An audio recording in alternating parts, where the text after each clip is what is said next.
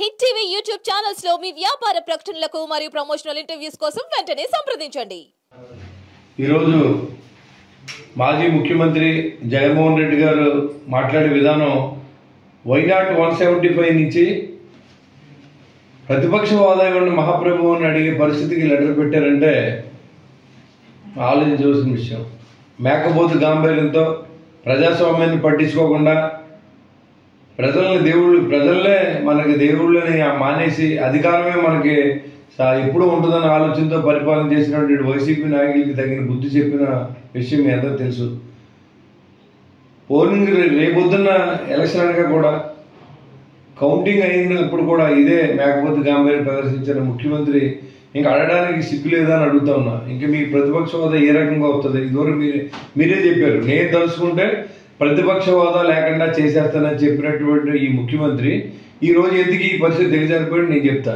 ఇవాళ అయ్యో నేను చాలా ఇచ్చాను, నవరత్నాలు ఇచ్చాను, అవి ఇచ్చాను అమాయకంగా మాట్లాడుతున్న ముఖ్యమంత్రి అతను దోపిడీని ఎన్ని రకాలుగా దోచుకోవాలో ఈ రాష్ట్రాన్ని ఎన్ని రకాలుగా దోచుకున్న వైనం అన్న మీకు తెలియజేస్తా ఉన్నాం.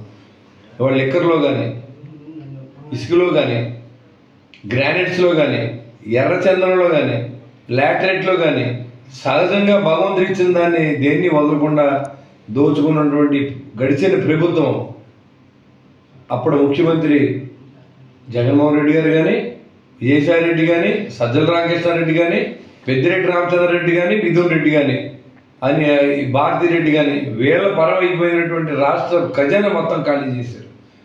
కోట్లాది రూపాయలు లూటీ చేశారు.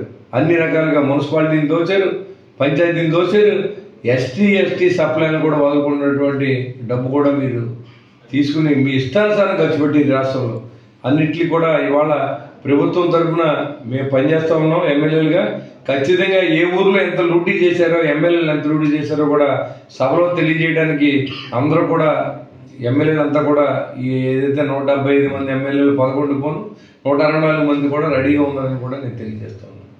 కాబట్టి జగన్మోహన్ రెడ్డి గారు సిగ్గు వదిలేసి అడగడం హాస్యాస్పదం.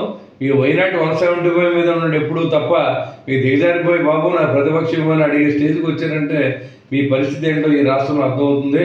మీకు 40% ఇచ్చారు, మేము ఇంకేదో చేస్తామని కాదు. పొరపాటును తెలియక ఆ రోజు మిమ్మల్ని ఎక్కించిన పాపానికి 5 సంవత్సరాలు పడిన కష్టం ఇవాళ శాత తీర్చుకునే అవకాశం ఈ రాష్ట్ర ప్రజలు కల్పించినటువంటి ఈ ప్రజలందరూ కూడా పేరు నేను ఉదయపూర్వక నమస్కారం తెలియజేస్తాను.